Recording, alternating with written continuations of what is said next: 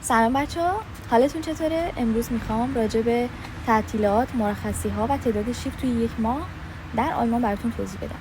بچه‌ها اینجا تعطیلات، روز تعطیل و فقایتاک با اورلاب و مرخصی فرق داره.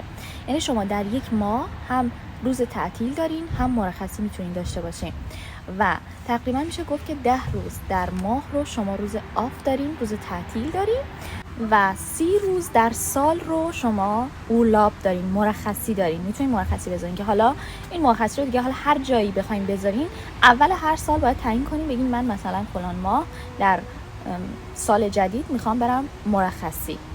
و به این صورته که شما اگر در یک هفته مثلا یه هفته رو میخواین مرخصی بذارین، 7 روزه، اما برای شما 5 روز مرخصی رد میشه. چرا؟ چون شما حتی وقتی مرخصی میذارین، یه هفته رو مرخصی میذارین، اون هفته به صورت اتومات آخر هفته برای شما آف رد میشه.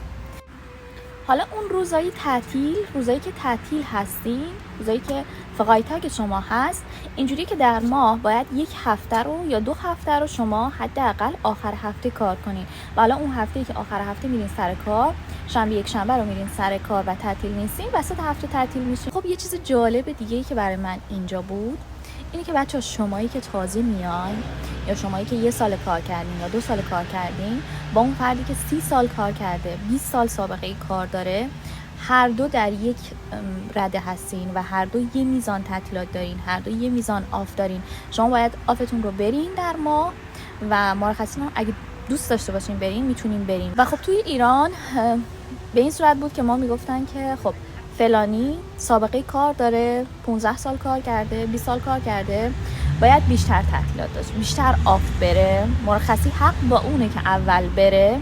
و شمایی که طرحی بودین و شمایی که تازه شروع به کار کرده بودین تقریبا هیچ وقت حق اجازه مرخصی رفتن و آف داشتن و اینا رو نداشتین، چون گفتن شما تازه کارین، تازه نفسین، بیشتر کار کنین. و خب همین تفاوت اینجا با ایران همینه، اینکه اینجا قانون هست، قانون برای همه یه جور اجرا میشه، برای همه یه قانون هست، برای همه یه قانون اجرا میشه و این به شما انگیزه میده اینکه شما توی کشوری زندگی میکنین که قانون هست. میگه خب این خانم، این آقا پرستاره، باید انرژی داشته باشه، باید تعطیلات داشته باشه، باید مرخصیشو بره. و خب میگه فرقی نداره که شما تازه کارین یا چند سال سابقه کار دارین، همه حق تعطیلات و مرخصی دارن. و این برای من جالب بود، دوست داشتم برای شما بگم و شما با دید بازتری بیاین و انشالله که هر کسی هر جوری که میخواد به خواستش برسه. و اگه دوست دارین اینجا کار کنین، حتما یه روز بتونین اینجا کار کنین.